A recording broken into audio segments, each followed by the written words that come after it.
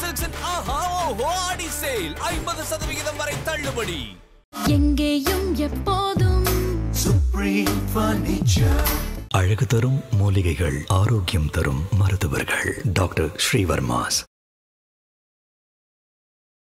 ஜானே அவரோட வீடியோவில் பேசுகிறார், சார் நான் என்ன சார் ட்ரக்குக்கு எதிராக பயங்கரமான ஒரு போர் தொடுக்கலான்னு நான் வெயிட் பண்ணிட்டு இருக்கேன். அந்த நேரத்தில் இவர் பாட்டுக்கு ஐஎஸ்ட போய் லீக் பண்ணார். யார் சொல்ல புஷியானதை சொன்னார், புஷியானதை பாட்டு லீக் பண்ணி விட்டாரு. இல்லை சார் இவ்வளோ மோசமாக இருக்காரு, இதெல்லாம் யார் சார் இவர் பண்ணுறாரு, ஏன் சார் இவ்வளோ மோசமாக இருக்காருன்னு அவர் ஒரு இடத்துல இந்த விஷயத்தை லீக் பண்ணுறாரு. என்னை பொறுத்த வரைக்கும் விஜய் அவர்கள் நடைபயணம் சுற்றுப்பயணம் வரமாட்டார். அப்போ நீங்க மே மாசத்துலேருந்து ஃபுல் டைம் பொலிட்டிஷன் ஆயிட்டீங்கல்ல. நீங்க இது வரைக்கும் கூட எனக்கு வந்து ஒரு வழி இல்லை, நான் ஜான் சொல்றதை கேட்கணும், புஷி சொல்றதை கேட்கணும். நான் அதனால தான் ஏன் சில பேர் கூட நீங்க அவங்கள மட்டும் அட்டாக் பண்ண வேண்டியதான், ஏன் தலைவர் அட்டாக் பண்றீங்க, அவங்க சில விஷயங்கள் சொல்லுவாங்க அதை நான் கேட்டு நடந்துக்குவேன் அப்படிங்கிறது ஒரு தலைவருக்கான அழகா இருக்க முடியாதுல்ல. ஜானுக்கு என்ன தெரியும் நான் கேட்கிறேன். அவர் முதல்ல பொலிட்டிக்கல் ஸ்ட்ராட்டஜிஸ்டே இல்ல, அவர் பிராண்ட் ஸ்ட்ராட்டஜிஸ்ட். என்ன காரணம் தெரியல, அவர் ஜானை பயங்கரமா பிலீவ் பண்றாரு. ஜான் தான் தன்னுடைய அரிஸ்டாட்டில் அப்படின்னு நினைக்கிறாரு. எத்தனை மாவட்ட செயலாளர்களோட ஃபோன் நம்பர்ஸ் விஜயோட ஃபோனில் இருக்குன்னு நீங்கள் நினைக்கிறீங்க? அவர் ஃபோன் நம்பர்ஸ்லாம் வச்சிருப்பாங்களா முதல்ல? சரி, இவ்வளோ ஃபோட்டோஸ் போட்டீங்கல்ல, அது ஒரிஜினல் பொதுச் செயலாளர் தானே. அவருடைய ஃபோட்டோ ஒரே ஒரு இதில் போஸ்டரில் போட்டிருக்காங்களா இது வரைக்கும்? உங்கள் வாய்ஸ் ஆஃப் காமன்ல ஒரு தம்பி கூப்பிட்றாரு, வாய்ஸ் ஆஃப் காமன்னா அது ஒரிஜினல் டீம் ஃபோனை வைப்பா, ஏதாவது தான் எங்கள் பொதுச் செயலாளர் சொன்னால் தான் நான் கேட்பேன், இப்படி தான் அவங்க பதில் சொல்லுவான். அவர் தப்பு சொல்லலை, இப்படி தான் நீங்கள் பழக்கி வச்சிருக்கீங்க.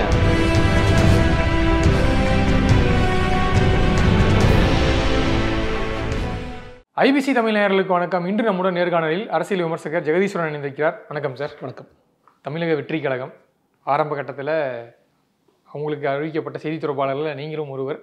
ஸோ அதன் பிறகு அபிஷியலாக அந்த அதிகாரப்பூர்வமாக செய்தி தொடர்பாளர்கள் நியமனம் வருது, அதில் உங்கள் பேர் இல்லை.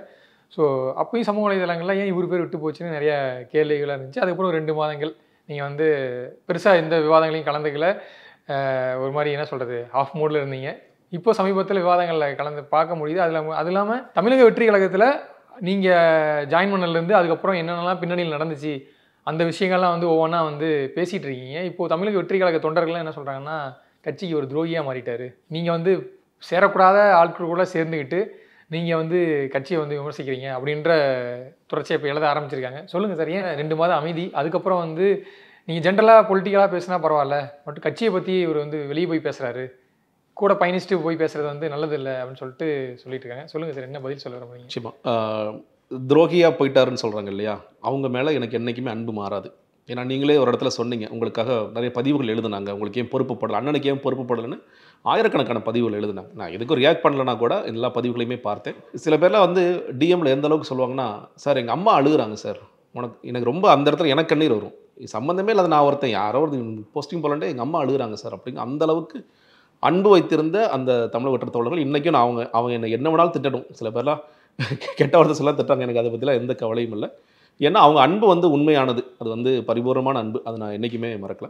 அதே நேரத்தில் ஜெகதீஸ்வரன் ஒரு அரசியல் விமர்சகராக இந்த களத்தில் நிறைய பேருக்கு தெரியும், குறிப்பாக பத்திரிகையாளர்களுக்கு, பத்திரிகை துறையில் இருக்கிறவங்களுக்கு, டிவி சேனல்ஸ்க்கு, யூடியூப்பில் எல்லா யூடியூப் சொல்லணும். இன்றைக்கி ஏன்னா நூற்றுக்கணக்கு நானே தமிழ்நாட்டுக்கு சேர்ந்த தான் இவ்வளோ யூடியூப் சேனல்ஸ் இருக்கானே நான் உணர்ந்தேன். அவ்வளோ யூடியூப் சேனல்ஸ் வச்சிருக்கவங்க எல்லாருக்குமே தெரியும். அரசியல் விமர்சகராக இருந்த ஜெகதீஸ்வரன் தமிழக வெற்றி கழகத்துடைய செய்தி தொடர்பாளர் ஆனார் அப்படின்னு தான் வந்துச்சு.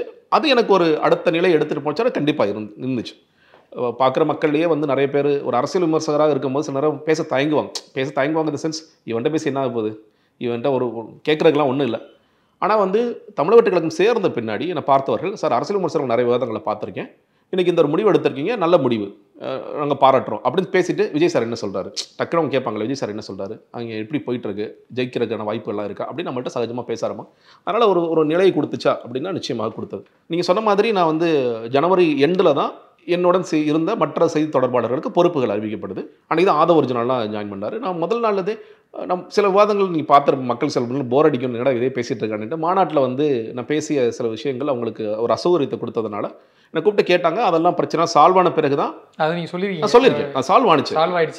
அதுக்கு பிறகு தான் நான் வந்து புதிய தலைமுறை வட்டமேசை விவாதத்துக்குலாம் போனேன். அங்கெல்லாம் பயங்கர ரிசப்ஷன். ஏன்னா அந்த மாதிரி ரிசப்ஷன் கிடைக்கணும்னா இங்கே பொதுச் செயலாளர் சொல்லாமல் அதெல்லாம் நடக்காது. அவர் வந்து மாவட்ட தலைவரை கூப்பிட்டு அங்கே பாலாஜியை கூப்பிட்டு நீ பார்த்துக்கப்பா அப்படின்னு சொன்னால் தான் அது நடக்கும். அதே மாதிரி இங்கே சென்னையிலையுமே தந்தி தேவியோட விவாதம்லாம் நடக்கும்போது நடந்துச்சு. இன்ஃபேக்ட் நான் வந்து ஒரு 27 வரைக்கும் கூட நான் பேசுகிறேன். ஏதோ ஒரு விஷயம் அவரே ஒரு நாள் வந்து ஒரு மெசேஜ் ஏதோ பண்ணியிருந்தார், நான் ரிப்ளை பண்ணுறேன், ஏதாவது கூப்பிடணுமான்னு கேட்குறேன், திரும்ப கூப்பிட்றேன், அவர் அப்போ ஃபோன் எடுக்கலை. பட் எந்த வித பிரச்சனையும் ஜெகதீஸ்வரன் மேலே ஏதாவது பிரச்சனையா அப்படின்னா எனக்கு தெரிஞ்சு எதுவும் இல்லை. அதனால தான் நான் சொன்னேன், இன்றைக்கு வரைக்கும் இப்போ நீங்கள் அவங்க சொல்கிற காரணங்களாக இழுத்துக்கிட்டு பேசுகிறான்னு வச்சுக்கோங்களேன். இப்போ அவங்க சொல்கிற பல விஷயங்கள், துரோகி ஆயிட்டாரு, அவருக்கு தகவல் கொடுத்தாரு, இவருக்கு தகவல் கொடுத்தாரு, நீங்கள் சொல்கிற ஆட்கள் இன்றைக்கே தகவல் போட்டுட்டு தான் இன்னொன்று சொல்கிறாங்க, இவர் இப்படிலாம் பண்ணுவார்னு நினச்சி தான் அன்னைக்கே அவங்க பதவி மறுக்கப்பட்டது காரணமே இதுதான். அதை வந்து முன்கூட்டியே அவங்க கணிச்சதுனால தான் இவருக்கு பதவி போடலன்னு சொல்லி இப்போ சொல்லிட்டு இருக்காங்க. பயங்கரமான கணிப்பு தான். அந்த கணிப்புக்கெல்லாம் நான் பாராட்டுறேன். அப்போனா என்றைக்கே தூக்கியிருக்கணும்ல. இன்னொன்று நீங்கள் சொல்கிற இந்த விஷயங்களுக்காவது நம்ம கேட்போம் இல்லையா, எவிடன்ஸாக ஏதாவது சொல்லுங்கள் சார், ஓகே இவருக்கு தகவல் கொடுத்தாரு, அவருக்கு தகவல், நீங்கள் யாரை தகவல் கொடுத்தாருன்னு நீங்கள் சொல்கிறீங்களோ அவன் இன்றைக்கே தகவல் போட்டுட்டு இருக்கான். எனக்கு அந்த கட்சிக்கு எந்த சம்பந்தமே இல்லை. இன்னொன்று, நான் வந்து இந்த தகவல்லாம் கொடுக்கணும்னா எனக்கு தலைமையில் இருக்கிற யாரோட தொடர்பு இருக்கணும். தொடர்பு இருந்து அவங்க என்கிட்ட தகவல் கொடுத்து, ஜெகதீஸ்வரன் நீங்கள் வந்து திமுக சார்பாக இருக்கவங்களுக்கு கொடுத்துருங்க, அதிமுக சார்பாக இருக்க கொடுத்துருங்க, இல்லை இந்த யூடியூப் சேனல்ஸ்லாம் நீங்கள் தகவலை பரப்பி விடுங்கன்னு சொல்லணும். அதற்கான சோர்ஸும் என்கிட்ட இல்லை, அதை செய்வதற்கான நோக்கமும் எனக்கு இல்லை. கட்சிக்குள்ள என்ன நடக்குதுன்று மாற்று கட்சிக்கு விஷயத்தை லீக் பண்ணுறது இவர் தான். இப்போ ஜான் வந்து இதை பண்ணிட்டு இருக்காரு, புஷியானந்த் வந்து அடுத்து தான் பண்ண போகிறாரு. சரி, அப்படி வந்து பிரமாதமான ஸ்ட்ராட்டஜிஸ் இந்த கட்சி முதல்ல என்ன பண்ணுச்சு நீங்கள் சொல்லுங்கள்.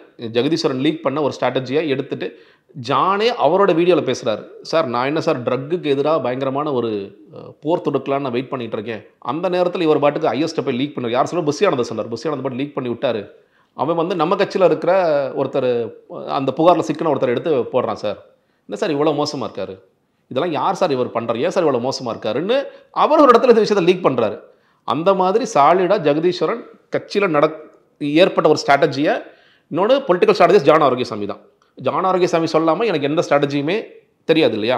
அப்போ அவர் இது வரைக்கும் எத்தனை ஸ்ட்ராட்டஜிஸாக என்கிட்ட சொல்லியிருக்காரு. இப்போ நீங்கள் டைரக்ட் ரிப்போர்ட் டு ஜான் ஆரோக்கியம் மட்டும்தான், வேற யாரும் கிடையாது. புஷியானந்துக்கு அவர்கள்லாம் வந்து ஆரம்பத்தில் பார்த்தாரு, நடுவில் நான் வந்து புதுக்கோட்டைக்கு அவர் வந்திருந்தாரு, அவர் நான் மறந்துட்டார். நான் போய் பக்கத்தில் நின்னேன், அவர் யாரோ மாதிரி பார்த்தாரு. நான் அப்புறம் சொன்னேன், சார் என்ன அவருக்கு தெரிய கூட இல்லைங்க, என்ன அவர்கிட்ட சொல்லுங்க, நான் தான் செய்தி தொடர்பாளர்னு.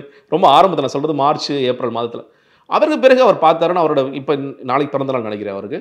போன வாட்டி அவர் பிறந்த நாளுக்கெல்லாம் போனால் அவர் வாங்க சார், எப்பவுமே சார் தான் என்ன சொல்லுவார், வாங்க சார்னு சொல்லி சொன்னார். இந்த வட்டமேசை விவாதம் நடந்த பிறகு தான் அப்படி நல்லா பேச ஆரம்பித்தார். இன்ஃபேக்ட் வந்து அக்டோபர் நவம்பரில் தான் நல்லா பேச ஆரம்பித்தார். சார் பிரமாதமாக பேசுனீங்க சார்.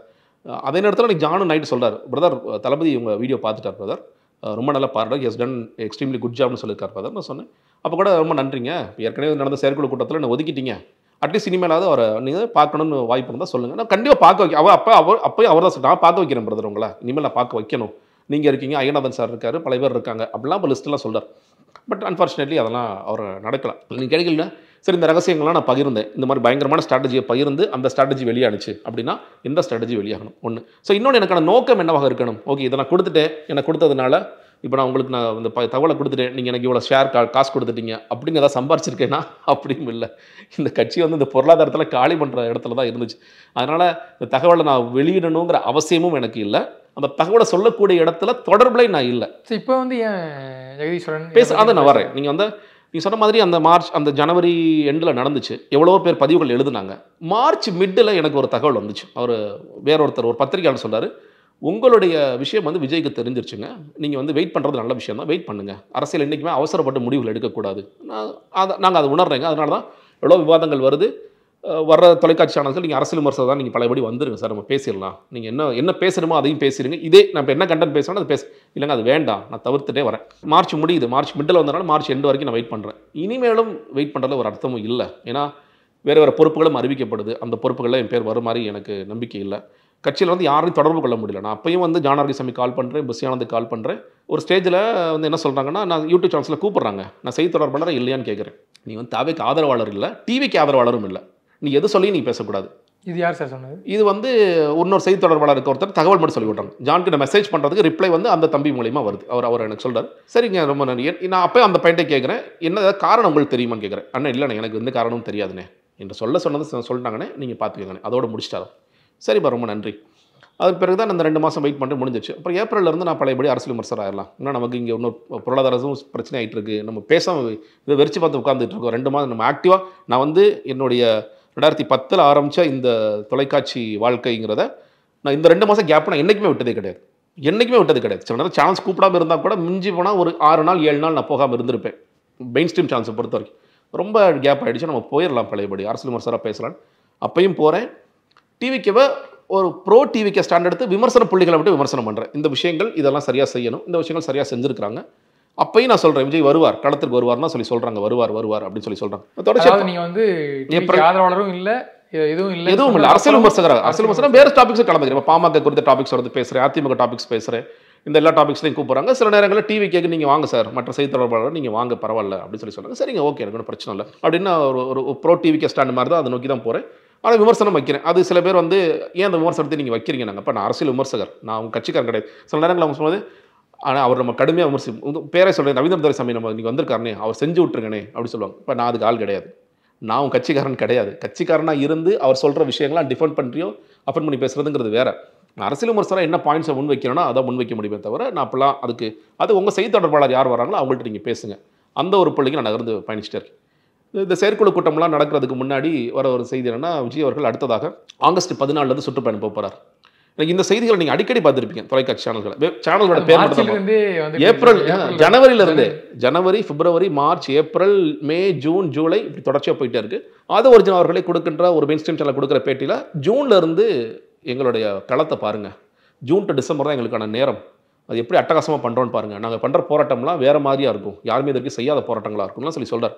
ஸோ ஜூன் பார்க்குறேன், ஜூலை பார்க்குறேன். இப்போ செயற்குழு கூட்டத்துக்கு முன்னாடி வர செய்தி என்பது ஆகஸ்ட் 14 தலைவர் களத்துக்கு வரப்போகிறார். ஓகே, நான் ஓகே வரப்போகிறேன், இனிமேல் வரட்டும் அப்படின்னு. செயற்குழு கூட்டம் முடியுது, அதை தள்ளி செப்டம்பரில் மாற்றுறாங்க, நாங்கள் மாநாடு போட போகிறோம். சரி, எனக்கு என்னென்னா இந்த கதைகள் நீண்டு கொண்டே இருக்கின்றது. விஜய் அவர்கள் களத்திற்கு வருவாரங்கிறது பெரிய சந்தேகம். நான் இன்னைக்கு சொல்கிறேன், வந்தால் சந்தோஷம். நான் வந்து என்னுடைய கருத்துக்கு மாற்றாக அவர் வந்தால் ரொம்ப ரொம்ப சந்தோஷம். என்னை பொறுத்த வரைக்கும் விஜய் அவர்கள் நடைபயணம் சுற்றுப்பயணம் வரமாட்டார். இல்லை சார், நீங்கள் இப்படி சொல்கிறீங்க. ஆனால் இவ்வளோ விஷயங்களையும் சில பத்திரிகையாளர்கள்லாம் கேட்டோம்னா, சார் என்ன சார் பண்ண போகிறாருன்னா, விஜய் இந்த இப்படி இருக்கிறதுக்கு காரணமே வந்து அவங்க 2 பேர் தான் குறிப்பிடுறாங்க. ஒன்று புஷி ஆனந்த், இன்னொன்று ஜான் ஆரோக்கியசாமி. இவங்க 2 பேர் தான் வந்து விஜய் இவங்க 2 பேரும் போய் என்ன விஜய்கிட்ட சொல்கிறாங்களோ அதை விஜய் அப்படியே தட்டாமல் செய்கிறாரு அப்படின்றாரு. அதை தாண்டி விஜய்க்கு இந்த கிரவுண்ட் பாலிடிக்ஸ், கிரவுண்ட் ரிப்போர்ட் என்னவா இருக்குது, இவங்க 2 பேர்த்தை தாண்டி வெளியே என்ன பேசிக்கிறாங்க. ஏன்னா வந்து இதை பொலிட்டிஷியன்ட்ட பேசணும் இல்லை ஜேர்னலிஸ்ட்டை பேசணும்னு இல்லை, அவங்க சுற்றி நண்பர்கள் இருக்காங்கல்ல, அரசியல் தாண்டி நண்பர்கள், அவங்க கண்டிப்பாக போய் சொல்லுவாங்கல்ல. ஸோ அந்த அளவுக்கு விஜய் வந்து நாலேஜ் இல்லாமல் இவங்க சொல்கிறத மட்டும் முழுக்க நம்பிட்டு இருக்காரா? இருக்கக்கூடிய அது வந்து நான் ப்ராக்டிக்கலாக மே மாதம் வரைக்கும் அப்படி இருந்திருக்கலாம். ஏன்னா ஜனநாயகன் ஒரு ஷூட் இருந்துச்சு. நீங்கள் முதல்ல சினிமா சைடு தான் பேசும்போது ஜனநாயகன் ஷூட்டை டிசம்பரில் முடிஞ்சிடும்னு சொல்லி சொன்னாங்க. அப்புறம் ஜனவரி நாங்கள் சரி ஷூட்டு முடிஞ்சது, ஏதோ ஒரு காரணத்தினால தள்ளி போகுது, நம்ம அதுக்குள்ளே போக முடியாது. நான் மே மாதத்துக்கு அப்புறம் ஏன் இதை நான் வந்து முழுக்க கைவிட்டேன்னா, மே மாதம் முடிந்த பிறகு ஜூன் மாதம் இல்லை மேவோட மிட்டில் அவர் ஃபுல் டைம் பாலிட்டிஷியன் ஆகிட்டார். அவரோட முதல் அறிக்கை உங்களுக்கு நினைவு இருக்கும், நான் பகுதி நேர அரசியல்வாதியாக இங்கு வரவில்லை, அரசியல் எனக்கு ஒரு மாற்று தொழில் அல்ல, அரசியல் எனக்கு பொழுதுபோக்கும் அல்ல, என் முன்னோர்கள் வந்து பாடத்துகளை கற்றுக்கொண்டு நான் முழு நேர அரசியல்வாதியாக பயணிக்கப் போகின்றேன். அப்போ கூட சில வாதங்களை கேட்டாங்க, அவர் கமல் சார் அட்டாக் பண்ணுறாரு. இல்லைங்க, அப்பெல்லாம் அட்டாக் பண்ணல, அவர் பார்ட் டைம் பாலிட்டிஷனாக இருக்க விரும்பலைங்க, ஃபுல் டைம் பாலிட்டிஷனாக அவர் வரணும் அப்படின்னு அவர் விரும்புகிறாரு. அப்போது நீங்கள் மே மாதத்துலேருந்து ஃபுல் டைம் பாலிட்டிஷன் ஆகிட்டீங்கல்ல, நான் அதுதான் கேட்குறேன். நீங்கள் இது வரைக்கும் கூட எனக்கு வந்து ஒரு வழி இல்லை, நான் ஜான் சொல்கிறத கேட்கணும், புஷி சொல்கிறத கேட்கணும். நான் அதனால தான் ஏன் சில பேர் கூட நீங்கள் அவங்கள மட்டும் அட்டாக் பண்ண வேண்டியதான், ஏன் தலைவர் அட்டாக் பண்ணுறீங்க, இது தலைவரோட கட்சின்னு அவர் உணரணும், என்னைக்கு உணர போகிறாரு, நீங்கள் சொல்கிறதா நடக்குது, அவங்க சில விஷயங்கள் சொல்லுவாங்க, அதை நான் கேட்டு நடந்துக்குவேன் அப்படிங்கிறது ஒரு தலைவருக்கான அழகாக இருக்க முடியாதுல்ல. டெய்லி பிரச்சனைக்குள்ளே வரணும் இல்லைங்க. நான் ஒன்றும் இல்லை, அட்லீஸ்ட் இது ஒரு நியூஸ் சேனல் ஒரு அரை மணி நேரம் உட்காந்து பார்த்தாவே அதில் என்ன சொல்கிறாங்கன்னு தெரிஞ்சுக்கலாம். அதுதான் பார்க்குறாருன்னு தெரியல நமக்கு. எங்க இப்போது இன்னைக்கு நம்ம சொல்கிறோம் 10 நாட்களாக பகுதி நேர ஆசிரியர்கள் போராட்டம் நடக்குது, கரெக்டாக? இன்னைக்கு 10வது நாள். இந்த 10 நாளாக நடக்கிற போராட்டம் விஜய் அவர்களுக்கு தெரியுமா தெரியாதா? நடுவில் ஜாக்டோ ஜியோலா அது முன்னாடி பார்த்தாரு, அப்புறம் அன்னைக்கு பரந்தூர் பார்த்தாரு. ஓகே, நான் செய்கிற எல்லா விஷயங்களும் வரவேற்கிறேங்க, நான் வெளிப்படையாக நான் பாராட்டுறேன், திறந்த மனதோட பாராட்டுறேன். ஆனால் 10 நாட்களாக போராடிட்டு இருக்காங்க. அந்த போராட்டத்துக்கு அட்லீஸ்ட் ஒரு அறிக்கை. நான் ஒரு கட்சி தலைவனாக நான் எப்படி தான் யோசிச்சிருப்பேன், நான் வந்து இது படம் தான் இருக்கணும்னு நான் சொல்லலை. கட்சி தலைவன் ஃபுல் நேர அரசியல்வாதி, நீங்கள் சொல்கிற மாதிரி நியூஸ் சேனல் பார்க்குறாரு, என்னப்பா போராடிட்டு இருக்காங்க, ட்விட்டர்லாம் ஆக்டிவாக பார்க்குறாரு. ஓகே, அந்த அறிக்கையை நம்ம கொடுக்கலாமா, இல்லை நம்மளோட நிர்வாகிகள், சென்னை மாவட்ட நிர்வாகிகள் யாராவது நேரில் களத்துக்கு போக சொல்லலாமா, இல்லை அட்லீஸ்ட் அந்த குழுவை நம்ம பணியூருக்கு வரைச்சு பார்க்கலாமா? இது மாதிரி நீங்கள் பண்ணீங்கன்னா நீங்கள் டெய்லி பாலிடிக்ஸ்குள்ளே வந்துட்டீங்க. ஏன்னா உங்களோட ஆசை வந்து 2026 நான் ஆட்சி அமைக்க போகிறேன். இன்னைக்கு வந்து மதுரை மாநாட்டில் கூட தமிழகத்தின் முதன்மை சக்தியாக இருக்கும் தமிழக வெற்றி கழகம் 2ஆம் மாநில மாநாடு நடத்த போயிருந்தான்னு சொல்கிறீங்க. இன்றைக்கி நீங்கள் பிரைமரி ஃபோர்ஸை நீங்கள் பிலீவ் பண்ணுறீங்கல்ல, அந்த பிரைமரி ஃபோர்ஸாக நீங்கள் களத்தில் என்ன பண்ணுறீங்க? நீங்கள் வந்து ஏதாவது இந்த இஷ்யூவில் ஏதாவது ஒன்று பண்ணணும்ல. ஓகே, நான் அறிக்கையை கொடுக்க விரும்பலை, ஓகே, அட்லீஸ்ட் ஆளை போய் பார்த்துட்டு வர சொல்கிறேன். ஏன்னா இந்த ஆசிரியர், நீங்கள் அரசியலாகவே நான் பேசுகிறேன், இந்த ஆசிரியரின் வாக்குகள் உங்களுக்கு வேண்டுமா வேண்டாமா? நீங்கள் திமுகவோ அதிமுக அந்த இடத்துக்கு போக முடியாது. ஏன்னா இந்த 2 பேர் தான் இவங்களை ஏமாற்றிருக்காங்க. அப்போ நீங்கள் பிரைமரி ஃபோர்ஸாக வரப்போகின்ற விஜய் அவர்கள் இந்த களத்திற்கு யாரே ஒருவர் அனுப்பினார். நான் இன்னைக்கு சொல்கிறேங்க, அவர் போனால் கூட்டம் வரும், அதனால் அந்த சிக்கலுக்கே நான் போகலை. அவர் போனால் பெரிய பிரச்சனை தள்ளுமுள்ளலாம் ஆகும். என் கட்சிக்காரர் ஒருத்தர் என்னோட மாவட்ட செயலர் அமைச்சு என்ன பிரச்சனை நான் கேட்டுட்டு வந்துட்டேன், நான் அதை வச்சு ஒரு அறிக்கை எழுதுனேன், இல்லை என்னோட பொதுச் செயலர் போய் அதுக்கு ஆதரவு கொடுத்தார், என்னோட வேற ஒரு பொருளாளர் போய் ஆதரவு கொடுத்தார், ஏதோ ஒன்று நடந்துச்சுன்னா இதெல்லாம் நான் வந்து கேள்வியாக எழுப்புறேன். நீங்கள் அது எப்போ செய்ய போகிறீங்க? இது ஒரு பிரச்சனை தான் நான் சொல்கிறேன். நீங்கள் அஜித்குமாருக்காக போராடினீங்க, ஓகே, ரொம்ப சந்தோஷம், வரவேற்கிறேன். இது மாதிரி நாட்டில் டெய்லி 100 பிரச்சனை நடக்குதுங்க. அதெல்லாம் உங்களுக்கு சொல்லக்கூடிய அளவுக்கு நீங்கள் சொல்கிறீங்களே, இப்போ ஜான் புசி மிகச்சிறந்த அறிவாளிகள், ஆகச்சிறந்த அறிவாளிகள், அவங்களுக்கு வந்து எல்லாமே தெரியும், விஷயஞானம் இருக்குன்னா நான் ஒன்றுமே சொல்லலை. ஜானுக்கு என்ன தெரியும்னு நான் கேட்குறேன். நீங்கள் நான் பல நேரத்தில் சொல்லிருக்கேங்க, இங்கே நான் இந்த பிரச்சனை நடக்குதுங்க, தயவு நான் மட்டும் இல்லை, எல்லா சேர்த்து ப்ரொஃபஷனாவே அதை தான் சார் பண்ணிட்டு இருக்காரு. இல்லைங்க, அவர் ப்ரொஃபஷனல் இல்லைங்க, அவர் முதல்ல அவருக்கு தெரியும், அவர் முதல்ல பொலிட்டிக்கல் ஸ்ட்ராட்டஜிஸ்டே இல்லை, அவர் பிராண்ட் ஸ்ட்ராட்டஜிஸ்ட். நீங்கள் வந்து இப்போ பிரபுவை வந்து ஒரு நல்ல பிராண்டாக நீங்கள் உருவாக்கணும் அப்படின்னா நீங்கள் ஜான்ட்ட போங்க, நானே ரெக்கமெண்ட் பண்ணுறேன். இப்படி மாற்றம் முன்னேற்றம் அன்புமணி அந்த மாதிரி அது வந்து அது எங்கிறத காப்பீடிச்சாவது உங்களை உருவாக்குவார். ஆனால் பொலிட்டிக்கல் ஸ்ட்ராட்டஜிஸ்டா ஜானுக்கு வந்து சென்னையில் இருக்கிற எத்தனை தொகுதிகள்லையும் எல்லா தொகுதியில் இருக்கிற பிரச்சனைகள் தெரியுமா? இப்போது உதாரணத்திற்கு மயிலாப்பூர் தொகுதியோட இன்றைய எம்எல்ஏவோட ஸ்வாட் தெரியுமா? தான் நிற்க வைக்க போகின்ற ஒரு கேண்டிடேட்டோட ஸ்வாட் தெரியுமா? கான்ஸ்டிட்யூன்சியோட இஷ்யூஸ் தெரியுமா? எதுவுமே தெரியாது. பட் அந்த அளவுக்கு கட்சிக்குள்ள இறங்கி அவருக்கு ரிசர்ச் பண்ற அளவுக்கு ஒரு ஸ்பேஸ் இருக்கா? புசியானதை தாண்டி ஜான் வந்து கட்சிக்குள்ள ஸ்பேஸ் இருக்கு. எங்க ஆளுங்க இருக்காங்க? எங்க இவர் ஏதோ ஒரு அமௌண்ட் வாங்குறாரு, அது எவ்வளோ ஒவ்வொருத்தரும் ஒரு அமௌண்ட் சொல்றாங்க. அட்லீஸ்ட் நான் மினிமம் நினைக்கிறது ஒரு 15 கோடின்னு வச்சுக்கோங்களேன். நீங்கள் அந்த அமௌண்ட்டுக்கு உங்களுக்கு ஆஃபீஸ் இருக்கா? ஜான் இப்போ நீங்கள் எல்லா பொலிட்டிக்கல் ஸ்ட்ராட்டஜி, நீங்கள் ஐபேக் தெரியும், ஐபேக் ஒரு ஆஃபீஸ் இருக்குது. இப்போ வாய்ஸ் ஆஃப் காமன்ஸ் ஆஃபீஸ் போட்டிருக்காரு. ஜான் பொலிட்டிக்கல் ஸ்ட்ராட்டஜிஸ்ட் நீங்கள் சொன்னீங்கன்னா அவர்கிட்ட எத்தனை எம்ப்ளாயிஸ் வேலை செய்கிறாங்க? ஒரே ஒரு எம்ப்ளாயி தான் வேலை செஞ்சார். அந்த எம்ப்ளாயி, சார் நானே பார்ட் டைம் தான் சார், நான் அப்பப்போ தேவைப்பட்ட நான் பயன்படுத்திக்கலாம். அவர்கிட்ட பேசினேன், அவர் இந்த இஷ்யூ வரும்போது பேசினேன், நீங்கள் கொஞ்சம் பொறுமையாக இருக்குன்னு அவர் சொன்னார். சார் நானே பார்ட் டைமுங்க, நான் தேவைப்பட்ட நான் பயன்படுத்திக்கோங்க, இல்லாட்டி நான் கிடையாது, நான் வேறு ஒரு ஆர்கனைசேஷனில் ஒர்க் பண்ணுறேன் அப்படின்னு சொல்லிட்டார். அப்போ இது எதுவுமே இல்லாமல், இல்லை எனக்கு நிறைய அறிவு இருக்குது, நான் ஏற்கனவே அந்த டேட்டாலாம் எடுத்து வச்சுட்டு அந்த கட்சிக்குள்ளே வந்தேன், நான் மாற்றம் அன்பணி பண்ணும்போது எல்லாம் பண்ணி வச்சுட்டேன் அப்படின்னு நீங்கள் இருக்கீங்களா? அப்போ அதை வெளிப்படுத்துங்கன்னா அதையும் வெளிப்படுத்தலை. உங்களுக்கு நாட்டில் நடக்கிற பிரச்சனைகளே தெரியலை. நாட்டில் என்ன நடக்குது பிரச்சனை, இன்றைக்கி என்ன பண்ணணும், இந்த தலைவர் வந்தால் இந்த தலைவர் சிலைக்கு நம்ம மாலை போடணுமா, இல்லை வீட்டில் இருந்து நம்ம செய்யணுமா அப்படிங்கிற ஒரு புரிதலே இல்லாமல் நீங்கள் அவர் கேட்டு எப்படி செயல்பட முடியும்? நம்ம சொல்ல ஒன்று, விஜய் அவர்கள் முழுக்க களத்தில் இறங்கி நான் ஒவ்வொன்றா கற்றுக்கிறேன், நான் ஒவ்வொன்றா பார்க்குறேன், நான் பார்க்க ஆரம்பிச்சேன், நானே செயல்பட போகிறேன். இல்லை என்கிட்ட இருக்கிற ஸ்ட்ராட்டஜிஸ்ட் வந்து பயங்கரமான ஸ்ட்ராட்டஜிஸ்ட்டுங்க, அவருக்கு வந்து 10 கை இருக்குங்க, அவரே எல்லாம் செஞ்சிருவார். இது ரெண்டுமே இல்லாமல் நீங்கள் எப்படி ஜெயிக்க போகிறீங்க? எப்படி முதன்மை சக்தியாக மாறுவீங்க? ஸோ இப்போ ஜானை தாண்டி இப்போ அருண்ராஜ் உள்ளார வந்திருக்காரு, ஆதவர்ஜினா அதுக்கு முன்னாடியே வந்துட்டாரு. ஸோ இப்போ அருண்ராஜ் வந்து பார்த்தீங்கன்னா புசியானதை தாண்டி விஜய் கூட நெருங்கி பழகக்கூடிய ஒரு, அதுக்கு சமமாக இருக்கக்கூடிய ஒரு நபர்னா அருண்ராஜ் தான் அப்படின்னு சொல்றாங்க. நமக்கு தெரியலையே அருண்ராஜ் அவர்களுக்கும் எவ்வளோ தூரம் ஆக்சஸ் இருக்குது. நான் வந்து உண்மையிலே அருண்ராஜ் அவர்கள் வந்த பிறகு சில கூட்டங்கள்லாம் போடுறாங்க, நான் அதையும் பார்த்தேன். நான் அவருக்கே மெசேஜ் பண்ணேன், sir glad that something is happening after your arrival, தேங்க்யூன்னு சொல்லி போட்டார். அவர் ஃபஸ்ட்டு எனக்கு தெரியாமல் தான் பேசினார். அப்புறம் சார் நான் ஜெகதீஸ்வரன் சொல்லி சொன்னேன், அவர் கூட சொன்னார் எனக்கு தெரியும் பிரதர் எல்லாம் அப்படின்னார். நான் அப்புறம் கொஞ்சம் விளக்கமாக எழுதுன்னு அதோட ஸ்டாப் பண்ணிட்டார். அவர் பேச்சுவார்த்தை கட் ஆயிடுச்சு. அவர் கேட்டுப்பார், ஜான் என்னப்பா ஜெகதீஸ்வரத்தை ஏதாவது பேசிகிட்டு இருக்கா, ஆனால் நம்ம அப்படி அவர் என்ன சொன்னாருன்னு நமக்கு தெரியாது. அதனால் அருண்ராஜ் வந்த பிறகு சில மாற்றங்கள் வருகிறது. அங்கங்கே கொள்கை விளக்க பொதுக்கூட்டங்கள் போட்டாங்க, சங்கரன் கோயிலெலாம் போனாங்க, அதெல்லாம் உண்மையிலே நல்ல மாற்றங்கள் தான். ஆனால் அவருக்குமே எவ்வளோ தூரம் ஆக்சஸ் இருக்குது நமக்கு தெரியலையே. அவருமே வந்து கடுமையாக முயற்சி, ஏன்னா இந்த 2 பேர் வந்து மிகப்பெரிய சுவருங்க, இது மிகப்பெரிய சுவர். இந்த சுவரை உடச்சி தான் நீங்கள் உள்ளே போகணும். அது எல்லாராலையும் அவ்வளோ ஈஸியாக முடியாது. எனக்கு தெரிஞ்சு ஆதவர்ஜினா அவர்களுக்கே இந்த சிக்கல் இருக்குன்னு நான் சொல்கிறேன். விஜய் அவர்கள் முதல்ல இருந்து என்ன காரணம் தெரியலங்க, அவர் ஜானை பயங்கரமாக பிலீவ் பண்ணுறாரு. ஜான் தான் தன்னுடைய அரிஸ்டாட்டில் அப்படின்னு நினைக்கிறார். அவர் அரசியல் கண்டுபிடிச்சது ஜான் நினைக்கிறார். அவருக்கு அப்படி என்ன ஒரு கட்சி இருக்குன்னு வச்சுக்கோங்களேன். இதை வந்து இப்போ திமுக எடுத்துக்கோங்களேன். இப்போ சிஎம் இருக்காருன்னா ஒருத்தர்கிட்ட மட்டும் ஒப்பீனியன் கேட்க மாட்டார், 4-5 பேர் ஒப்பீனியன் சொல்லுவாங்க. ஒரு சீனியர் மினிஸ்டர் கேட்பாரு, இங்கே கூட இருக்க செக்ரட்டரிஸ்ட்டை கேட்பாரு, இப்போ வேறு இன்டர்னல் ரிப்போர்ட் வரும், இத்தனை விஷயங்கள் இருக்குல்ல. இப்போ விஜய் இருக்காரு, இப்போ ஜான்ட்ட மட்டும்தான் எல்லா விஷயங்களும் வரல. புசியானது ஒன்று சொல்லுவார், டக்குன்னு ஒரு மாவட்ட செயலாளருக்கு ஃபோன் பண்ணி தம்பி என்னப்பாங்க நிலவரம், இந்த மாதிரிலாம் கேட்டாருன்னா இது ஒரு எத்தனை மாவட்ட செயலாளர்களோட ஃபோன் நம்பர்ஸ் விஜயோட ஃபோனில் இருக்குன்னு நீங்கள் நினைக்கிறீங்க? அவர் ஃபோன் நம்பர்ஸ்லாம் வச்சுருப்பாங்களா முதல்ல? இல்லை 120 பேரில் ஒரு 6 பேர் போடலாம். அவங்கள தாண்டி இந்தந்த மாவட்ட செயலாளர்கள் தான் நீ கிழக்கு மாவட்டம் வடக்கு மாவட்டம் அப்படின்னு லிஸ்ட்டாக போட்டு வச்சுருக்காரா? தன்னோட ஃபோனில் வச்சுருக்காரா? அதுவே பெரிய ஆச்சரியம் தாங்க. எத்தனை மாவட்ட செயலாளர் தொடர்பில் இருக்காரு? நீங்கள் மாவட்ட செயலாளர்கள் ஃபோன் பண்ணால் அவங்க துள்ளி குதிக்க மாட்டாங்களா? ஐயோ தலைவர் எனக்கு ஃபோன் பண்ணிட்டாருப்பா, தலைவர் 2 பிரச்சனைலாம் கேட்டாருப்பா. நீ அப்படி ஒருவேளை மாவட்ட செயலாளர் கேட்டால் அவர் வந்து ஓகே இந்த பிரச்சனை வருது, ஏதாவது பேசணும்ல, இனி அவங்க ஊரில் என்ன பிரச்சனை நடந்துகிட்ருக்கு, உங்கள் ஊரில் எத்தனை பேர் ஒன்றிய செயலாளர்கள் போட்டிருக்கீங்க, உங்கள் ஊரில் அடுத்தடுத்த கட்டமைப்பெல்லாம் போட்டிங்களா, நான் சுற்றுப்பயணம் வரதா இருக்கேன், சுற்றுப்பயணத்துக்கு இதெல்லாம் நீங்கள் ஏற்பாடு பண்ணிட்டீங்களா, உங்களோட இஷ்யூஸ் எல்லாம் லிஸ்ட் அவுட் பண்ணிட்டீங்களா, இதெல்லாம் வரணும் இல்லை வெளியே. இது எதுவுமே இல்லையே. நான் என்ன சொல்கிறேங்க, நீங்கள் பாக முகவர்கள் மாநாடு போட்டிங்க, பூத் ஏஜென்ட்ஸ் மாநாடு கோயம்புத்தூரில் போய் போட்டிங்க, ஓகே. நீங்கள் மேலே வந்து ஃபஸ்ட்டு ஸ்ட்ரக்சர் மாநிலம், உங்களோட இளைஞரணி செயலாளர், மாணவர் அணி செயலாளர், நீங்கள் 21 அணிகள் போட்டிங்கல்ல, அந்த 21 அணிகளுடைய செயலாளர்கள் யார்? இல்லையே. எங்கள்கிட்ட ஒரே ஒரு செயலாளர், ஒரே ஒரு பொதுச் செயலாளர் மட்டும் நாங்கள் போதும்னு நினைக்கிறோம். ஒரு கட்சி, இந்த கட்சியோட அமைப்பு செயலாளர் யார்? நீங்கள் மற்ற அணிகள் கூட சார்பணிகளை கூட விட்டுருங்க, ஐடி விங்க அதெல்லாம் விடுங்க. இந்த கட்சியோட அமைப்பு செயலாளர் யார்? ஏன் அமைப்பு செயலாளர் போடாமல் இருக்கீங்க? தலைமை நிலை செயலாளர்னு ஒருத்தர் உட்கார வைக்கிறீங்களா எல்லா ஸ்டேஜ்லையும்? அவர் எதுக்கு உட்காந்துருக்காரு அவருக்கே தெரியாமல் ஒருத்தர் உட்காந்துருக்காருல, அவரோட ரோல் என்ன? ஜென்ரலாக தலைமை நிலை செயலாளர் மற்ற கட்சிகளோட ரோல் என்ன, இவரோட ரோல் என்ன? சார் அதை தாண்டி இன்னும் சொல்கிறாங்க சார், இப்போ ப்ரொபகண்டா செக்ரட்டரின்னு போட்டிருக்காங்க, ஆதவ அர்ஜுனா அவரை போட்டிருக்காங்க. ஆனால் அவராலேயே வந்து புஷியானந்த மீறி இங்கே போயிட்டு மாவட்ட ரீதியாக கூட்டமோ இல்லை வந்து பண்ண முடியாது. இன்னைக்கு வரைக்கும் விஜய் ஃபோட்டோவை சின்னதாக போட்டு கூட ஆனந்த் அவர்கள் ஃபோட்டோ பெருசாக போடுறீங்க சார். ஆட்டோவில் ஒரு ஃபோட்டோ ஓட்டிக்கான்னு சொல்லிட்டு நான் சொல்கிறேன் வா, நீங்கள் புஷியானந்த் மட்டும் சினிமா துறைக்கு போயிருந்தாருன்னா மிகப்பெரிய நடிகராக மாறியிருப்பார், மிகப்பெரிய நடிகராக மாறியிருப்பார். அவர் மாதிரிலாம் நீங்கள் நடிக்கவே முடியாது, அந்த அளவுக்கு அவர் ரொம்ப திறமையானவர். சரி, இவ்வளோ ஃபோட்டோஸ் போடுறீங்களா? ஆதவ அர்ஜுனா பொதுச் செயலாளர் தானே, அவருடைய ஃபோட்டோ ஒரே ஒரு இதில் போஸ்டரில் போட்டிருக்காங்களா இது வரைக்கும்? ஆதவ அர்ஜுனா இது வரைக்கும் எந்த மாவட்ட செயலராவது ரீச் அவுட் பண்ணி அவர் பேசக்கூடிய வாய்ப்புகள் நடந்திருக்கா?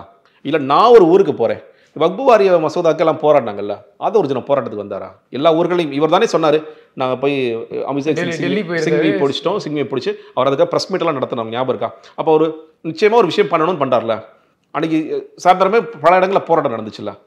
ஆதவ அர்ஜுனா ஏதாவது ஒரு ஊரில் கூட இல்லை, சென்னையில் நடந்த ஏதாவது போராட்டத்தில் ஆதவ அர்ஜுனா நீங்கள் பார்த்தீங்களா? சீட்டை நிர்மல்குமாரை நீங்கள் பார்த்தீங்களா? ஏன் நீங்கள் பார்க்கல? ஏன் அவர் வரல? அவர் வந்தாலும் கூட்டம் ஆயிருமா? நான் வந்தாலும் லட்சக்கணக்கான கூட்டம் வந்துன்னு அவர் நினைக்கிறாரா? இல்லை, யாராவது ஒருத்தர் சார் நீங்கள் வர வேண்டாம் சார், இதுக்கும் அதுக்கும் உங்களுக்கு சம்மந்தம் இல்லை சார், கட்சிக்கும் உங்களுக்கு சம்மந்தம் இல்லை. இங்கே தேர்தல் பிரிவு மேலாண்மை செயலாளருங்க, கட்சியில் இருக்கிற மாவட்ட செயலாளர் தொடர்பே இல்லாமல் நாளைக்கு எப்படிங்க தேர்தல் பிரிவு வேலையை செய்வீங்க? உங்கள் வாய்ஸ் ஆஃப் காமன்லேருந்து ஒரு தம்பி கூப்பிட்றாரு, மாவட்ட செயலர் ஒருத்தர் கூப்பிட்றாரு, அண்ணே உங்கள் தொகுதியில் என்னென்ன பிரச்சனை, நீ யார்? வாய்ஸ் ஆஃப் காமன்னா ஆதவ அர்ஜுனா டீம், ஃபோனை வைப்பா, ஏதாவது தானே எங்கள் பொதுச்செயலாளர் சொன்னால் தான் நான் கேட்பேன், இப்படி தான் அவங்க பதில் சொல்லுவான். அவர் தப்பு சொல்லலை, இப்படி தான் நீங்கள் பழக்கி வச்சுருக்கீங்க. நீங்கள் இது வரைக்கும் ஆதவ அர்ஜுனாவோட பேச்சை கேளுங்க. ஆதவ அர்ஜுனா நமக்கு ஒரு முக்கியமான, நீங்கள் அட்லீஸ்ட் ஓரமாக சின்னதாக அந்த கொள்கை தலைவர்கள் ஃபோட்டோ போட்ட ஸ்டாம்ப் சைஸாவது போட்டிருக்கலாம்ல, நீ போட்ட வரைக்கும் தெரியும். சார் நீங்கள் சொல்கிறத பார்த்தா விஜயை மீறி பொதுச் செயலாளர் தான். ஆமாங்க, நீங்கள் ஊர் வர எவ்வளோ போஸ்டர்ஸ் ஓட்டுறாங்க. நீங்கள் டே ஒன்லேருந்து கன்சிஸ்டண்ட்டாக ஒரு விஷயம் நடக்குதுன்னா தமிழ் வெற்றி காலத்தில் நிறைய போஸ்டர்ஸ் ஓட்டிகிட்டே இருக்காங்கல்ல, அந்த ஒரு போஸ்டரிலாவது எங்கள் பொதுச் செயலாளர் ஆனந்த், தலைவர் விஜய், நீங்கள் தேர்தல் பிரிவு பொதுச் செயலாளர் அப்படின்னு போட்டிருக்கீங்களா? ஏன் ஃபோட்டோ உங்கள்கிட்ட இல்லையா? உங்கள்கிட்ட இவரே சொல்கிறார்ல, ஜானர்கே சமயம் இந்த இதில் ஆடியோவில் சொல்கிறார்ல, ஏங்க இவர் ஃபோட்டோ மட்டும் நல்ல பிராண்டட் ஃபோட்டோவாக ஒன்று எல்லா ஊருக்கும் எப்படிங்க ஒரே மாதிரி ஃபோட்டோ எல்லா இடத்துலையும் வருதுன்னு சொல்கிறார்ல, அப்போ அதே ஒரே மாதிரி ஃபோட்டோ ஆதவ அர்ஜுனா ஃபோட்டோ போக வேண்டியது தானே? உங்களுக்கு இவ்வளோ ஆதங்கம் இருக்குல்ல, இது வந்து ஆதவ அர்ஜுனாவுக்கோ இல்லை நேற்று கட்சியில் சேர்ந்த அருண்ராஜ் அவர்கள், ஆதவ அர்ஜுனா இந்த வீடியோ பார்க்கும்போது சந்தோஷப்படுவார், அப்பா நமக்காக பேசுறதுக்கு ஒரு வாய்ஸ் இருக்கு. ஏங்க இன்னைக்கு இவ்வளோ வீடியோஸ் நான் பேசுகிறேன்ல, பல பேர் போன அண்ணே ரொம்ப சந்தோஷம் அண்ணே, என் மனசில் இருக்கிறதெல்லாம் நீ கொட்டி தீக்கிறனே. மாவட்ட செயலாளர்கள் மாவட்டத்தில் பொறுப்பில் இருக்கிறவங்க பேசுகிறாங்க, அண்ணே இதை நாங்கள் யார்கிட்ட சொல்கிறதுனே நாங்கள் புழுங்கிட்டு இருக்கோம். ஏங்க ரொம்ப நாளாக இதெல்லாம் பேசிட்டு இருக்கேன். நான் சொல்கிறேன்ல, இதெல்லாம் நினச்சா நான் எப்போயே லீக் பண்ணியிருக்கலாங்க. ஏங்க நான் இந்த மாநாட்டுக்கு போகும் பொழுது எவ்வளோ கதைகள் என்கிட்ட சொல்லியிருக்கிறாங்க. சேலத்தில் வந்து அரங்கத்துக்கு இன்னும் நான் சொல்லவா, நீங்கள் நிறைய பேர் வந்து ஜெய்சரன் ஒவ்வொரு வீடியோலையும் ஒரு புது கண்டென்ட்டாக பேசிகிட்டு இருக்காரு. இன்னும் இதில் படிக்க வேண்டிய கண்டென்ட் நிறையா இருக்குது, நான் சொல்ல வேண்டிய கண்டென்ட் நிறையா இருக்குது. நான் இன்னுமே லிமிட்டடாக தான் பேசுகிறேன், அதெல்லாம் வெளியே சொல்லக்கூடாது. நான் அதை சொல்கிறேன்ல, ஒரு பல விஷயங்களை வெளியே சொல்ல முடியாதுங்க. அப்படி லிமிட்டட் கண்டென்ட்லேயே உங்களுக்கு இன்னைக்கு தான் ரகசியங்கள்லாம் உங்களுக்கு தெரியுது. இந்த ரகசியங்களை என்னைக்கே சொல்லியிருக்கலாமே. ஏங்க மாநாடு விக்கிரவாண்டியில் தான் இடம் கிடைச்சதா உங்களுக்கு? ஏன் உங்களுக்கு திருச்சி நாமக்கல் இடம் கிடைக்கலையா? இடம் கிடைச்சது, இதோட பெரிய ஏக்கரே கிடைச்சது. ஏன் விக்கிரவாண்டி தான் வேணும்னு ஒருத்தர் பிடிவாதமாக நின்னாரு? யார் சார்? புஷியானந்தா வேற யாரு? எங்களுக்கு புதுச்சேரி பக்கம், பாண்டிச்சேரி பக்கம், அதுதான் எங்களுக்கு ஆக்சஸ் ஈஸி. அப்படிதான் நீங்கள் வந்து மேடை அமைச்சதில் எவ்வளோ அடிச்சிங்கன்னு சொல்ல வேண்டாம், அதெல்லாம் வேண்டாம். இது மாநாட்டை வச்சு எவ்வளோ போய் சம்பாரிச்சாங்க சொல்கிறீங்க, மாநாட்டை வச்சு சம்பாரிச்சாங்க. தொடர்ச்சி இன்னும் தமிழக வெற்றி கழகத்து மேலே வைக்கப்பட்ட குற்றச்சாட்டு, நிர்வாகிகள் நியமனத்துக்கு வந்து பணம் வாங்கிட்டு தான் போஸ்டிங் போடுறாங்க அப்படின்ட்டு. ஆமாம், இல்லை இப்போ பணம் யார் வாங்குறது? விஜய் பேரை சொல்லி இவங்க வாங்குறாங்களா? இல்லை வந்து நீங்கள் ஒரு கடந்த நேர்காணல் விஜய் அவர்களுக்கு செயலாளருக்கு 5 லட்ச ரூபான்னு சொல்லும் போது அப்போ மாவட்ட செயலாளர்கள் எவ்வளோ கொடுப்பாங்க? நிறைய இடத்துல வந்து மாவட்ட செயலாளர்கள் வந்து எங்க ரொம்ப வருஷமா இருக்காங்க. மாவட்ட செயலாளர் கிட்டத்தட்ட அவங்க மக்கள் இயக்கமாக பல வருஷமா செயல்பட்ட மாவட்ட செயலாளர்கள் அவங்க நிச்சயமாக வாங்கியிருக்கக்கூடிய வாய்ப்பு இல்லை. ஏன்னா அவங்க ஏற்கனவே வந்து நிறைய காசு செலவு பண்ணிட்டு வந்திருக்காங்க. எனக்கு தெரிஞ்ச ஒரு மாவட்ட செயலர்லாம் நான் விஜய் அவர்கள் முதல் படத்திலிருந்து இல்லை 4வது 5வது படத்திலிருந்து இது வரைக்கும் நான் ஒரு 46-50 லட்சம் வரைக்கும் செலவு பண்ணியிருக்கேன். போஸ்டரு, பேனரு, பால் ஊற்றுற செலவு, சாப்பாடு போட்ட செலவு அப்படின்னு நிறைய செலவு பண்ணியிருக்கேங்க அப்படின்னு சொல்ல மாவட்ட இருக்காங்க. இது திடீர்னு ஒருத்தர் மேலேருந்து குதிச்சிருப்பார்ல, அவர் சொல்கிற மாதிரி நீங்கள் வானத்திலிருந்து குதித்தவர்களுக்கு பொறுப்பு இல்லைன்னு சொல்லிட்டு வானத்திலிருந்து குதிச்ச ஒருத்தருக்கு பொறுப்பு மாவட்ட செயலரை போட்டிருப்பார்ல, சம்மந்தமே இல்லாமல் ஒருத்தர், அவர்கிட்ட காசு வாங்கியிருப்பாங்க. அவர் ஒரு புது டீமை கொண்டு வருவார், அண்ணா இவங்க வட்ட செயலரை போட்டுக்கலாம், பொதுச் செயலர், அப்படியா காசு வாங்கிரு, எம்எல்ஏ சீட்டு நிற்கணும்னு ஆசைப்படுறாங்க, அப்போ 2 கோடி வாங்கிரு. இது நடக்குதா இல்லையா? நீங்கள் வந்து ஆட்டோ ஒட்டிய சாதாரண நபரை கூட எங்கள் கட்சி திருவண்ணாமலையில் மட்டும் ஒரு நபர் கம்ப்ளைண்ட் பண்ணார். ஆட்டோ ஒட்டிய சாதாரண நபரை நாங்கள் மாவட்ட செயலர் ஆக்கிவிட்டோம். அந்த ஆட்டோ ஒட்டிய சாதாரண நபர் இன்று என்னவாக இருக்கிறான்னு போய் பாருங்க, அவரோட சொத்து மதிப்பு இருக்குன்னு பாருங்க, அவர் சொத்தெல்லாம் எங்கேருந்து வந்துச்சு, எங்கேருந்து கார் வந்துச்சுன்னு கேளுங்க. எலெக்ஷன்லேயே போட்டி போடல இன்னும். அதான் சொல்றேன், அதான் சொல்றேங்க. நீங்க எனக்கு வருத்தமான விஷயம் என்ன கேட்டீங்கன்னா, ஒரு புது கட்சி, அந்த புது கட்சி வந்து நமக்கு இருக்கின்ற கட்சிகளுடைய பிரச்சனைகள் ஏதும் இல்லாமல் புதிய கட்சியாக இருக்கும், ஒரு ஃப்ரெஷ் பார்ட்டியாக வருதுங்க. அது இயல்பாகவே ஊழல் குற்றச்சாட்டுகள்லாம் அப்பாற்பட்ட ஒரு கட்சியாக இருக்கும் அப்படின்னு சொல்றத நம்ம நம்புறோம். நீ அங்கே காலில் விழுகணும், இங்கேயும் காலில் விழுகணும், அங்கே காசு கொடுக்கணும், இங்கேயும் காசு கொடுக்கணும். அவனாவது ஜெயிச்சுட்டு காசு கேட்குறான், நீ ஜெயிப்பியான்னு தெரியாம காசு கேட்குற, நீ களத்தில் நிற்பியானு தெரியாமல் 2026 அப்புறம் இந்த கட்சி என்னவாக இருக்க போதுன்னே தெரியாமல் நீங்கள் காசு கேட்டுட்டு இருக்கீங்கன்னா அது எப்படி நியாயமாகும்? ஓகேங்க, நாங்கள் ஜெயிச்சிட்டோம், அந்த கட்சியில் வாங்குறாங்களா, அந்த கட்சியில் வட்டச்செயலர் போஸ்ட் வாங்குறாங்க, நாங்களும் வாங்குறோம், 2026 எவ்வளோ சம்பாதிக்க முடியுமோ சம்பாரிச்சுட்டு நம்ம மூட்டை கட்டிட்டு போகலாம் அப்படின்னு நீங்கள் ஒரு மனப்பான்மையில் இருந்தீங்கன்னா இது நடக்க தான் செய்யும். கம்மிங் பேக் டு பாயிண்ட் என்னன்னு கேட்டால் சார், இவ்வளோ நடக்குது போது இதெல்லாம் வந்து விஜய் அவர்களுக்கு தெரியாமல், விஜய் வந்து ரொம்ப ஒரு முதுமையில் இருக்காரு, அவர் வந்து வயசாயிடுச்சுன்னு சொன்னாங்க, அவருக்கு அதனால ஆக்டிவா இருக்காரு. நீங்க சொல்றீங்க ஜான் ஆரோக்கியசாமி இதுதாங்க என்ன சொன்னாரு, brother this is GS based party. மறுபடியும் சொல்றேன், இந்த பணம் வாங்குவதில் ஜான் ஆரோக்கியசாமிக்கெல்லாம் பங்கு இல்லாமல் இருக்கலாம். அவர் ஒரு ஸ்ட்ராட்டஜிஸ்ட்டுக்கு நான் என்ன ஃபீஸ் கொடுக்குறாங்களோ அதை மட்டும் வாங்கிட்டு போகலாம். விஜய் அவர்கள் நிச்சயமா பங்கு, நான் என்ன பொறுத்தவரை விஜய் அவர்கள் பங்கெல்லாம் கிடையாது. இது போய் அவர்கிட்ட தலைவர்கிட்ட கொடுக்குறேன்லாம் கிடையாது. இது முழுக்க மாவட்ட செயலாளர்கள் இவங்க அதான் பண்ணுறாங்க. சிம்பிள் விஷயம் சார், ஒருத்தர் போய் அவர்கிட்ட காதல போட்டாவே முடிஞ்சு எப்படி போடுவாங்க? அதுக்கப்புறம் நீங்க பொறுப்புல இருந்துருவீங்களா? கிடைக்காத ஒரு முதல்ல மாவட்ட செயலாளர்கள் கூட்டம் போடும்போது இந்த செய்தி சேனல்கள் வந்து எல்லோரையும் வெளியே அனுப்பிவிட்டார். விஜய் அவர்கள் பயங்கரமாக கேள்வி கேட்கப் போகின்றார். என்ன கேள்வி கேட்டாரு? அப்புறம் சொல்லுங்க. விஜய் அவர்களுக்கு நிறைய பேர் தெரியவே தெரியாதுங்க. இங்க விஜய் வந்து களத்துக்கு வர மாட்டாரு, ஆனா களத்துக்கு வந்து பந்தக்கால் நடுறதுல இருந்து அங்க பாயாசோத்துற வரைக்கும் எல்லா வேலையும் பாக்குறது பிஸியானது அவர் தான் பார்த்துட்டு. நான் மறுபடியும் சொல்றேன், இப்பயும் நான் வந்து அவர் மேல பல விமர்சனங்கள் வச்சாலும் இன்னைக்கும் அவர் பெரிய ஆர்கனைசர். ஆனால் நீங்கள் பொதுச் செயலாளராக இந்த தமிழ்நாட்டுக்குன்னு ஒரு கலர் இருக்கு, அது நீங்க இல்லவே இல்லை. சென்னை சில்க்ஸின் ஆஹா ஓஹோ ஆடி சேல் 50% வரை தள்ளுபடி. எங்கேயும் எப்போதும் சுப்ரீம் ஃபர்னிச்சர். அழகு தரும் மூலிகைகள், ஆரோக்கியம் தரும் மருத்துவர்கள். டாக்டர் ஸ்ரீவர்மாஸ்.